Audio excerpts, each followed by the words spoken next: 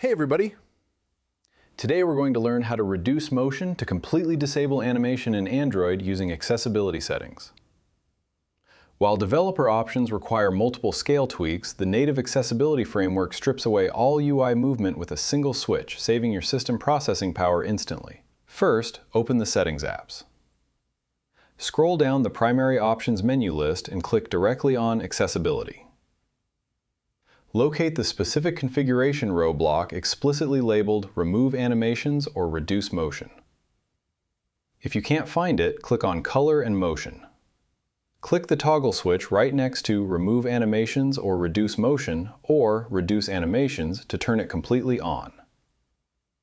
The operating system interface will instantly freeze out all sliding, scaling, and fading visual transitions across your device layout.